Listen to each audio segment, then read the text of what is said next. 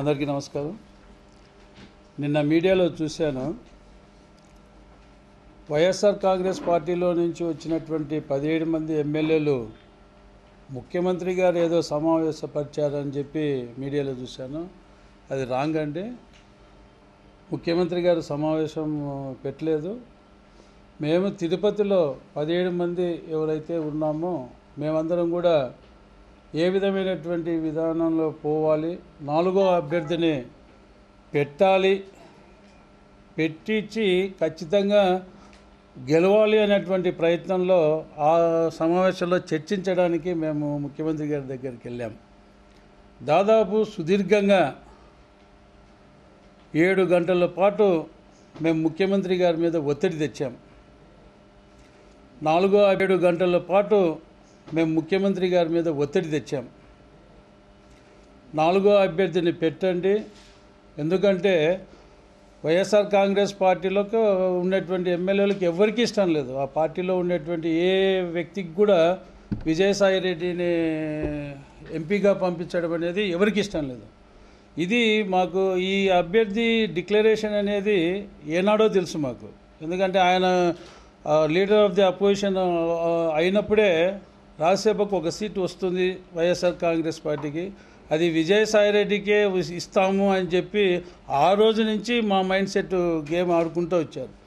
చాలామంది మేము సీనియర్స్ అందరం కూడా, జ్యోతుల నెహ్రూ గారు కానీ, ఆదినారాయణ రెడ్డి గారు కానీ, లేకుంటే మైసూరారెడ్డి గారు కానీ, లేకుంటే ఇంకా అందరం కూడా వెళ్ళి ఇది పద్ధతి కాదు, ఇది మెయిన్ మీ ఇంటి వ్యవహారం కాదు, ఇది రాజకీయంగానే చూసుకోవాలి, కానీ ఇది మీ ఇంటి వ్యవహారాన్ని సర్దిద్దుకుంటున్నట్టుగా కనిపిస్తుంది అని అందరం పోయి చెప్పాం. సో ఆ అసంతృప్తి అనేది ప్రతి ఒక్క ఎమ్మెల్యేలో ఉంది. అది ఉన్నప్పుడు మేము ముఖ్యమంత్రి గారికి స్వయంగా మనం ఖచ్చితంగా 4వ అభ్యర్థిని పెడితే గెలుస్తున్నామని చెప్పి మేమందరం కూడా 7 గంటలు ఏకతాటిగా ప్రెజర్ పెట్టినప్పటికీ కూడా ముఖ్యమంత్రి గారు ఒప్పుకోలేదు. ఎందుకంటే ఒకవేళ గెలిచినా అది గెలుపు కాదు, ప్రజాస్వామ్య విలువలు మనం కాపాడాలి. ఎటువంటి పరిస్థితి, ఎందుకంటే నిర్ణయం మాకే వదిలిపెట్టాడు. 4వ అభ్యర్థిని పెట్టడము పెట్టకపోవడం అనేది మాకే వదిలిపెట్టాడు. అయినప్పటికీ కూడా ఆయన ఒక మాట అన్నాడు, రాజకీయాల్లో విలువలు మనం కాపాడుకోవాలి, లేకుంటే రాంగ్ సిగ్నల్స్ పోతుంది, పార్టీ కూడా చెడ్డ పేరు వస్తుంది అనేటువంటి మాట చెప్పినప్పుడు మేము దాదాపు 17 మంది కూడా చాలా ఆశ్చర్యపోయినాం. జనరల్గా రాజకీయాల్లో లీడర్ కార్యకర్తలను బట్టి లీడరు వెళ్తారు. మేము అంత ప్రెజర్ పెట్టినప్పుడు 7 గంటలు ప్రెజర్ పెట్టినప్పటికీ కూడా అసలు ఇక్కడ గమనించాల్సింది ఏంటంటే ఒక టీం వర్క్. ఈరోజు ఏదో తెలుగుదేశం పార్టీలో జాయిన్ అయినాము, చంద్రబాబు నాయుడు గారిని పొగడాలి అనే మాట కాదు.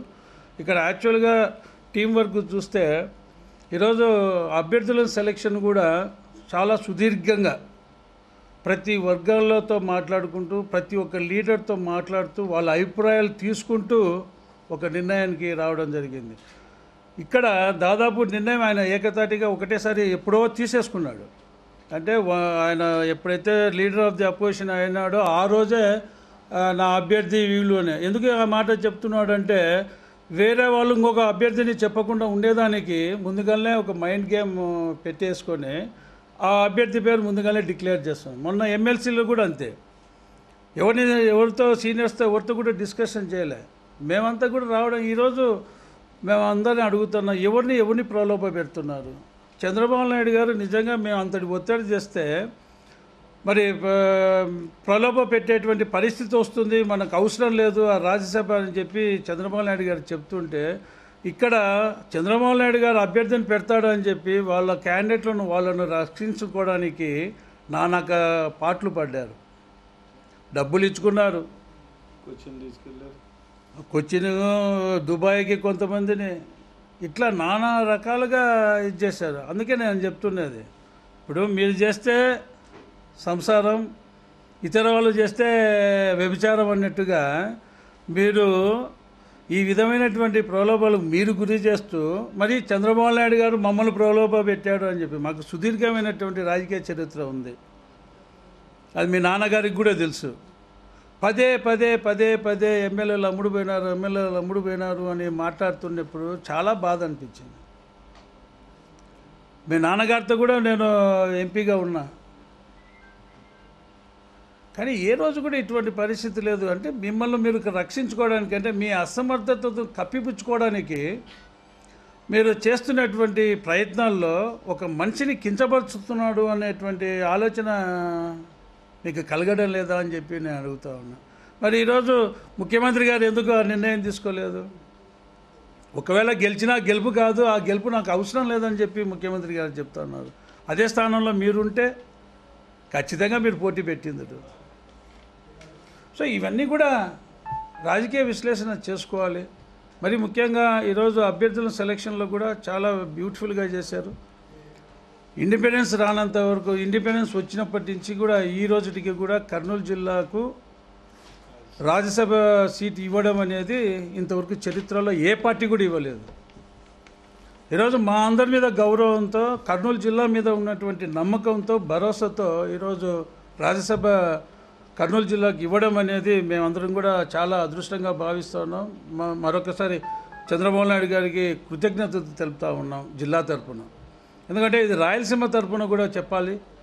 ఎందుకంటే ఒక మంచి క్యాండిడేట్ను సెలెక్ట్ చేయడము, తద్వారా ఒక మంచి మెసేజ్ ఇవ్వడము, మళ్ళీ 4వ అభ్యర్థిని పెట్టుకోకపోవడం కూడా ఒక మంచి సిగ్నల్. ప్రజాస్వామ్యంలో విలువలు కాపాడినటువంటి వ్యక్తిగా చరిత్రలో చంద్రబాబు నాయుడు గారు ముందుకెళ్తారని చెప్పి కూడా ఈ సందర్భంగా మనవి చేస్తూ, మరొకసారి చంద్రబాబు నాయుడు గారికి మా కర్నూలు మీద చూపించినటువంటి ప్రేమకు నిజంగా ధన్యవాదాలు తెలియజేసుకుంటున్నాను. సార్, వైసీపీ ఎమ్మెల్యేలు కొంతమంది చెప్తూ ఉన్నారు, 6 ఎమ్మెల్యేలు మాతో టచ్లో ఉన్నారు, అక్కడికి వెళ్ళిన పరిస్థితి ఏం బాగాలేదని కొంతమంది చెప్తూ ఉన్నారు.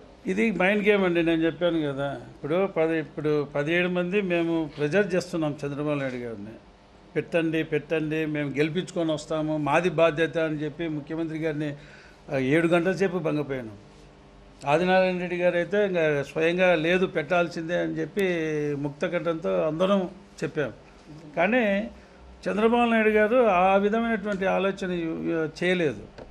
ఇప్పుడు మైండ్ గేమ్, ఎందుకంటే వీళ్ళు పార్టీలు మారుతున్నారు, వెళ్ళిపోతున్నారు అంటే ఈడ సమర్థించుకోవడానికి, అంటే ఆయన నిజస్వరూపాన్ని కాపాడుకునేదానికి అక్కడ మేము పోయినటువంటి మాకు మర్యాద లేదు అన్నమాట అవాస్తవం అండి. ఎందుకంటే ఈరోజు కూర్చున్నప్పుడు మేము క్యాండిడేట్లను పెట్టండి, 4వ అభ్యర్థిని పెట్టండి అని మేము అడుగుతూ ఉంటే ముఖ్యమంత్రి గారు మీ నియోజకవర్గాల్లో ఎలాంటి సమస్యలు ఉన్నాయి, మీ సమస్యలకు పరిష్కారం అవుతున్నాయా, మరి చిన్న ప్రాబ్లమ్స్ ఉంటే ఎలా సాల్వ్ చేసుకోవాలి, ఈ విధమైనటువంటి ఇంపార్టెన్స్ ఇవ్వడం వల్ల మీకు ఏ పని ఉన్నా కానీ కూడా నేను చేసి పెడతామని చెప్పి చెప్పడం జరిగింది. కానీ వీళ్ళు మైండ్ గేమ్ ఏదో ఇంకా ఇతర వాళ్ళు పోకుండా కాపాడుకునేదానికి అక్కడికి పోయినటువంటి వ్యక్తులకు వాల్యూ లేదని చెప్పి చెప్పుకోవడం అనేది వాళ్ళ వెళ్ళేటోళ్ళను కాపాడుకోవడానికి చిన్న ప్రయత్నం చేసి అబాండాలు వేస్తూ ఉన్నారు.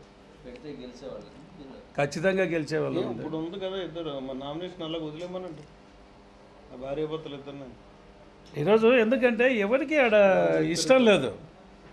విజయసాయి రెడ్డి ఏంటంటే ఇప్పుడు నిజంగా చెప్పాలంటే రాజకీయాల్లో ఒక టీం వర్క్, రాజకీయాల్లో పనిచేసిన వానికి వ్యక్తులకు ఇస్తారు. కానీ నీ ఇంటి విషయాలను కాపాడుకునేదానికి, అంటే నీ ఇంటి వ్యవహారాన్ని చక్కదిద్దుకోవడానికి రాజకీయాన్ని వాడుకుంటే బలిపశువులు కాదండి ఎమ్మెల్యేలు కానీ ఇతర రాజకీయాన్ని నమ్ముకొని కార్యకర్తలు. వాళ్ళందరూ ఏం కావాలండి? ఈరోజు ఈ స్థాయిలో అపోజిషన్ లీడర్గా చిన్న వయసులో రావడానికి కూడా ఈరోజు కార్యకర్తలు కారణం. ఈరోజు నీ ఇంటి వ్యవహారాన్ని చక్కదిద్దుకోవడానికి నువ్వు ఈరోజు విజయసాయి రెడ్డి గారిని పెట్టారు. లేకుంటే రాజకీయం ఆయనకేం సంబంధం అండి? ఎక్కడన్నా ఉన్నారా రాజకీయంలో? నీకు చార్టెడ్ అకౌంటెంట్గా ప్రసిద్ధిగాంచాడు అంతే తప్ప రాజకీయంలో ఎక్కడా లేడే.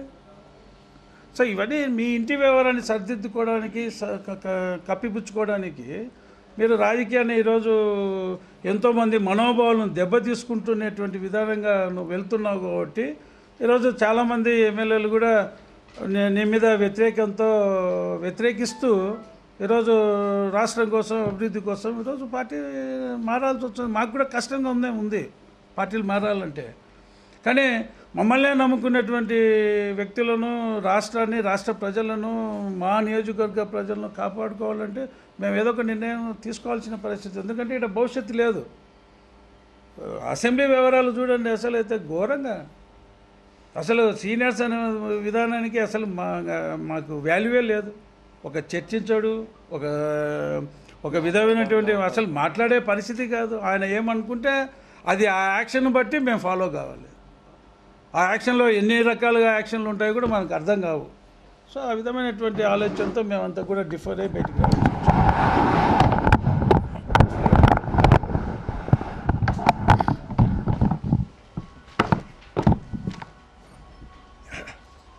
అందరికీ నమస్కారం. వాస్తవానికి మొన్న తిరుపతిలో మహానాడు కార్యక్రమం అయిపోయిన తర్వాత మేమందరం ముఖ్యమంత్రి గారి సమక్షంలో తెలుగుదేశానికి మద్దతు ఇచ్చే 17 మందిని ఒక హోటల్లో కూర్చున్నాం. అప్పుడు నాగిరెడ్డి గారు చెప్పినట్టు నేను తీవ్రంగా ఖచ్చితంగా అభ్యర్థిని మన తరఫున మేము నిలబెడతాం, మీ ఆలోచన చెప్పండి అన్నప్పుడు ఎంత చెప్పినా ఆయన వాయిదా వేస్తూ లేట్ చేస్తా అంటే మళ్ళీ మేము నిన్న విజయవాడలో కూర్చున్నాం. నాగిరెడ్డి గారు చెప్పినట్లు దాదాపు 7 గంటలకు పైగా.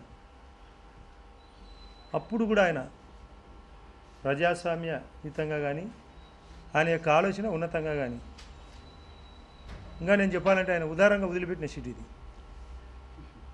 చూడని చెప్తే ఆయనకు ఆ స్థానం దక్కింది. యాక్చువల్గా ఏదన్నా క్యాండిడేట్ను పెట్టేటప్పుడు అందరితో చర్చ పెట్టాలి.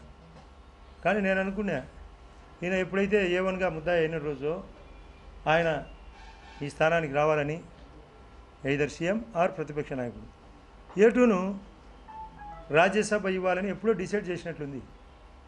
ఎప్పుడో డిసైడ్ ఇది ఈరోజు డిక్లేర్ చేసినాడు. అసలు చిన్న ఎమ్మెల్సీ కానీ ఇంకా ఏదైనా జిల్లా పరిషత్ చైర్మన్ కానీ లేదా మండల ప్రెసిడెంట్ని చేయాలన్నా కూడా ఒకరితో ఒకరికి మాట్లాడిన తర్వాత ఇతని శక్తి యుక్తులేమి, ఇతనికి ప్రజల్లో ఉండే ఆలోచన ఏంది, ఇలాంటి చర్చ పెట్టిన తర్వాతనే మేమైతే సర్పంచులను కూడా చివరికి ఎట్లయితే బాగుంటుందని 2-3 గంటలు ఒక్కొక్క ఊర్లో కూర్చోబెట్టి మాట్లాడే పరిస్థితి. కానీ ఆయన ఒకటే మూసపోసిన విధానం. నెహ్రూ గారు చెప్పినారు ఇప్పుడే, ప్రక్కన కాగితాలు అందించేదానికోసం ఇతను ఉండకూడదు, శ్రీకాంత్ రెడ్డి ఉండాలి. చెవులో ఏం ఊతాడో మాకు తెలియదు, ఆ రహస్యం ఇంతవరకు మాకు తెలియలే. నేను బయటికి పంపడం, ఒకరిని కూర్చోబెట్టుకోవడం, ఏదేదో మాట్లాడడం. అసెంబ్లీ ఎట్లా జరిగిందంటే, నేనైతే అసెంబ్లీ వచ్చేదానికి కూడా నాకు ఇష్టం లేదు. మీరు చాలామంది గమనించింటారు. వెల్లుల్లోకి పంపడమా, తెలుగులో అయితే బావి దగ్గరికి పంపడమా, బాయ్కాట్ చేయడమా, ఆడన్నా ఉండాలా, బయటకన్నా పోవాలా. ఇంకా రావడం ఎందుకు, మేము పోవడం ఎందుకు? మేము దాదాపు 400 కిలోమీటర్లు ప్రయాణం చేసి ఇక్కడేదో పోరాడి కొన్నైనా సమస్యలు చర్చ పెడతామనుకుంటే ఆ పరిస్థితి లేదు. ఇక్కడ అసలు రాష్ట్రం పోరాడి కొన్నైనా సమస్యలు చర్చ పెడతామనుకుంటే ఆ పరిస్థితి లేదు. ఇక్కడ అసలు రాష్ట్రము పూర్తిగా ఇబ్బందిలో ఉంది, ఆర్థిక ఇబ్బంది. ఒకవైపు భయంకరమైన కరువు వచ్చింది, వైజాగ్ అయితే సునామీ వచ్చి చుట్టుపక్కల ప్రమాదం వచ్చింది. రాష్ట్ర బడ్జెటే బలహీనంగా ఉంది. కేంద్రము అనుకున్న మేరకు సహకారం లేదు. కాబట్టి సీఎం గారి యొక్క ఆలోచన దాదాపు ఈ 25 నెలల కాలంలో 15 నెలలు ప్రపంచ దేశాలు తిరగడానికి సరిపోయింది. మాతో చెప్పినాడు, ప్రపంచ దేశాల నుంచి డబ్బులు రాబట్టి వాళ్ళ సహకారం తీసుకొని తద్వారా రాష్ట్రం యొక్క కొత్త రాజధాని నిర్మాణం జరగాల. పోలవరం ప్యాకేజ్ పెండింగ్ ఉంది, వైజాగ్ రైల్వే జోన్ పెండింగ్, సీపోర్ట్లు పెండింగ్, ఎయిర్పోర్ట్లు పెండింగ్ ఉన్నాయి, నేషనల్ హైవే రావాలా, మెట్రో రావాలా. ఇక్కడ తెలంగాణలో అయితే ఆదాయం ఎక్కువ ఉంది, దాదాపు 200కు పైగా ఇన్స్టిట్యూషన్లు ఎప్పుడో నిర్మించారు, అక్కడ అవి రావాలా. కొత్త రాష్ట్రం కొత్త విధానంలో ఉండాలి. దీనికి ముఖ్యమంత్రి గారి యొక్క ఆలోచన బాగుందని మేమందరం చాలాసార్లు నేనైతే ముందు నుంచే చెప్పుకుంటూ వచ్చిన వీళ్ళకి, ఇతని యొక్క విధానం మూసపోసిన విధానం, ఎవరిని మాట్లాడనివ్వడు. నేను ప్రతి సెకండు ఖండించేవాడిని. కేవలం రాజశేఖర్ గారితో ఉన్న అభిమానంతో అలా కొనసాగినాం. చెప్పుకుంటా పోతే 2 గంటలైనా సరిపోదు. పెద్ద భారతం అతనిది. తనకు ఎంత డబ్బులు సంపాదించినా ఆ ఆశ తీరదు. మీకు మా ఫ్రెండు ఒక ఆయన చెప్పేవాడు, నాతో పాటు వచ్చేవాడు, పుల్లయ్య అని వృద్ధుడు ఆయన. ఆయన కొడుకు మాతో పాటు వచ్చినప్పుడు, ఏం రా బాబు ఏం తింటామంటే పొద్దున్నే దోశ, మధ్యాహ్నం ఏం తింటావంటే దోశ, సాయంత్రం ఏముంటావు ఏం తింటావు నాయన అంటే దోశ. ఈయన ఒక్కటే పదం, నేను నీ ఆశ ఏందిరా నాయన అంటే సీఎం పోస్ట్. ఆ సీఎం పోస్టు దాంతో ఇప్పుడు ఎంత సంపాదించినాడో అంత 10 ఇంతలు సంపాదన. దాదాపు 30 ఏళ్ళు పాలన చేస్తాడంట. ఈ ప్రజాస్వామ్యంలో ఎవరైనా 30 సంవత్సరాల పాటు పాలన ఏకంగా చేస్తాను అనే వ్యక్తి ఎవరంటే ఆ జగన్మోహన్ రెడ్డి. మాతో అంటాడు, ఇక్కడ ఉండే రాష్ట్రంలో 2 ప్రాంతీయ పార్టీలు, తమిళనాడులో కూడా 2 ప్రాంతీయ పార్టీలు ఉండేది. ఒకసారి డిఎంకే, మరోసారి అన్నా డిఎంకే. మొన్న మేము 1.5 year బ్యాక్ కలిసినప్పుడు అన్నా డిఎంకే తర్వాత ఆటోమేటిక్గా డిఎంకే వస్తుంది అన్నాడు. ఇప్పుడు ఏం జరిగింది అక్కడ? అన్నా డిఎంకే రిపీట్గా వచ్చింది. ఇక్కడ ప్రాంతీయ పార్టీ ఒరిస్సాలో రిపీటెడ్గా వస్తుంది. అంటే ప్రాంతీయ పార్టీలు మమతా బెనర్జీ స్వీప్ చేసింది ఒకవైపు. కేజ్రీవాల్ గారు 70లో 67 సీట్లు గెలిచినాడు. డెవలప్మెంట్ చేస్తే తప్ప ఈ ప్రజలు ఈ దేశంలోని ప్రజలు డెవలప్మెంట్ అనే ఆలోచన ఒకటే ఉండేది. జగన్మోహన్ రెడ్డి గారు ఆలోచన చేయాలా, మేమైతే డబ్బులకు అమ్మడపోయినామని మాట్లాడము. ఆయనకు డబ్బు మీద ఆశ ఉంది కాబట్టి అందరూ అదే ఆలోచనతో ఉంటారని, ఏదో పచ్చ కామెర్ల వ్యక్తి అందరికీ పచ్చగా ఉంటుంది అన్నట్లు అందరి కళ్ళు. అతని యొక్క ఆలోచన ఆ విధంగా ఉంది. పేపర్లో రాస్తారు మా మీద, ఏమన్నా మీరు చూసినారు లేదో, కుడితిలో పడ్డ ఎలకలమంటాను. పేపర్ ఉంది కదా అని ఏదంటే అది రాయడం. నాకు మా ఫ్రెండ్ ఒక ఆయన చెప్పినాడు, పేపర్లన్నీ 1-2 రోజులు చదివిన తర్వాత వేరే రకంగా పాత పేపర్లుగా కానీ కొందరు దాచిపెట్టుకోవడం కానీ ఉంటుంది. ఇది 1 గంట కూడా చదవరు. ఆ గంట అయితేనే ముడిసి కొత్త ఏదో దానికి రప్పుకు వాడుకునే పరిస్థితి. ఆ పేపర్ యొక్క ఆలోచన ఆ విధంగా ఉంది. తను చిన్న పని చేస్తే మొదటి ఐటమ్, రాష్ట్రానికి సంబంధించిన దేశానికి సంబంధించిన పెద్ద ప్రగతికి సంబంధించినది అది ఎతకాల మేము ఎక్కడుంది ఐటమ్ అని. నేను ముఖ్యమంత్రి గారితో చెప్పిన ఇటువంటి పరిస్థితులు ఉంది, మీరు జాగ్రత్తగా పేపర్ యొక్క ఆలోచనను కట్టడి చేయండి. ఇది ఎంత బాధాకరం. మేము ఆయనతో ఉన్నప్పుడు, ఇప్పుడు నెహ్రూ గారు చెప్పారు, ఆయనతో ఉన్నప్పుడు మాకేం రూపాయలు ఇచ్చాడు. మేము ఆయనకు సహాయం చేయాలా పార్టీకి అని, చిన్న పిల్లవాడు కదా అని, తండ్రిని పోగొట్టుకున్నాడు కదా అని మేమందరము సంపూర్ణంగా సపోర్ట్ చేస్తే మమ్మల్ని పురుగులు చూసినట్టు చూసేది. ఎమ్మెల్యేలు అంటే 90% టైం అతనే మాట్లాడాలి, అసెంబ్లీలో బయట అతనే మాట్లాడాలి. ఇది ఆలోచన విధానం మారాలి. ఈ రాష్ట్రానికి ఐటీ ఫీల్డ్ పెరగాలి, ఐటీఎల్ రావాలా, ఐఐటీలు రావాలా, IIITలు రావాలా. మేము ఆలోచన చేసినాం. IIITకి నేనైతే నా సొంత ఆలోచన, IIIT అంటే మామూలుగా Indian institute of information technology. ఇక్కడ నేను సింపుల్గా దాన్ని విశదీకరించి, ఐ అంటే ఇండస్ట్రీ అని, ఐ అంటే ఇరిగేషన్ అని, ఐ అంటే ఇన్ఫ్రాస్ట్రక్చర్ అని, టీ అంటే టూరిజం. ఈ 4 సంఖ్యకిన పెరిగితే ఈ రాష్ట్రం ముఖ్యమంత్రి గారు ఆలోచన చేసినట్లు 1000 కిలోమీటర్ల యొక్క సముద్ర తీరం ఉన్న ఈ ప్రాంతానికి అన్నీ జరిగితే మన రాష్ట్రం 29 రాష్ట్రాల్లో మొట్టమొదటి రాష్ట్రం అవుతుంది అనేది మా యొక్క ఆలోచన. సీఎం గారికి అపార అనుభవం ఉంది, అపూర్వ అనుభవం ఉంది, ఉన్నతమైన ఆలోచన ఉంది. వేరే దేశాల నుంచి ఎఫ్డీఐ కూడా రాబట్టగలిగిన కెపాసిటీ ఉంది. వేరే దేశాలను స్విచ్ ఛాలెంజ్ విధానంలో సింగపూర్లోకి ఒక విధి విధానం ప్రకటించి రాజధానికి 34,000 ఎకరాల పూలింగ్ గేమ్లో 34,000 ఎకరాలు రాబట్టడమే కాకుండా ఈ రాష్ట్రాన్ని ప్రగతి చేస్తాడనే ఆలోచన ఉంది. జగన్మోహన్ రెడ్డి యొక్క విధి విధానం మారాలా. రాజకీయ సమీకరణ మేము కోరుతున్నాం. ఆయన ఇంకా 35 నెలలు ఉంది కాలం. ఒక 30 నెలల పాటు మాతో పాటు కలిసి రమ్మాను. చివరి 5 నెలలు పొలిటికల్ గేమ్ ఆడుకోము. ఈ లోపల రాష్ట్రం 80% 90% అనుకున్న సక్సెస్ జరుగుతుంది. ముఖ్యమంత్రి గారికి సాయం చేసిన దానికోసం జగన్మోహన్ రెడ్డి గారు పరిణితి కోసం ముందు చంద్రబాబు నాయుడు గారితో పాటు ఒకే వెహికల్లో కలిసి అసెంబ్లీకి వచ్చి ఆయన యొక్క ఆలోచన ప్రకారం ఏం క్వశ్చన్ అడగాల, ఏం ఆన్సర్ తీసుకోవాలని ట్రైనింగ్ తీసుకుంటే ఈ రాష్ట్రం బాగుపడుతుంది. ఒక సీనియర్లు పెట్టుకోవాలి, ఆయనతో పాటు రావాలా, రోజు ఆయన చెప్పినట్టే వినాలా. అప్పుడైతేనే ఈ రాష్ట్రం బాగుపడేది. క్యాండిడేట్ల సెలెక్షన్ ఆయనకు తెలియదు, ఏం మాట్లాడేది ఏమీ తెలియదు, ఎవరికి ఏం విలువ ఇచ్చేమీ తెలియదు. ఒక్కటే యావ సీఎం పోస్టు, డబ్బు సంపాదన. A1కు ప్రతిపక్షం, A2కు రాజ్యసభ. A3 ఎవరో మాకు అర్థం కాలే. A3కి ఏ స్థానం ఇస్తాడో, A3 A4 అయితే ఆయన దగ్గర స్థానాలు దొరుకుతాయి. మేము ఆ స్థానాల్లో లేం కాబట్టి మా పరిస్థితి ఇంతే. ఆ A1 A2 A3 A4 A5కు కొత్త స్థానాలు కలుగుతాయి. ఆ సీరియల్ తీయండి మీరు ఒకసారి.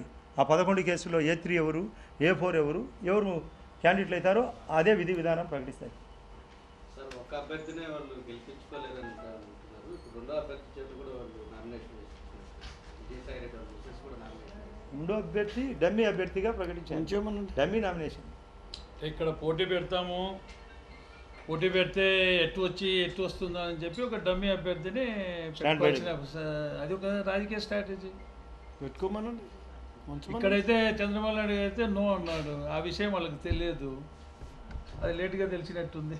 మేము చెప్పినట్టు ఈయన క్యాండిడేట్ పడితే బిజినెస్ మ్యాన్లో మహేష్ బాబు డైలాగ్ ఉంది ఒకటి, ఇది దీనికోసం వచ్చిన బాధ్యత ఇది పడేది లీగల్గా ఏమన్నా ఇది మాత్రం పడేది ఆ పార్టీకి, అది ఏదో సెటరేట్ అయింది. కేవలం చంద్రబాబు నాయుడు గారి యొక్క ఆలోచన. లీగల్ సైడ్ చూసి కూడా చూస్తారు కదా, మనం కదా. ఏ ఛాన్స్ ఉన్నా పార్టీ వదలదు కదా.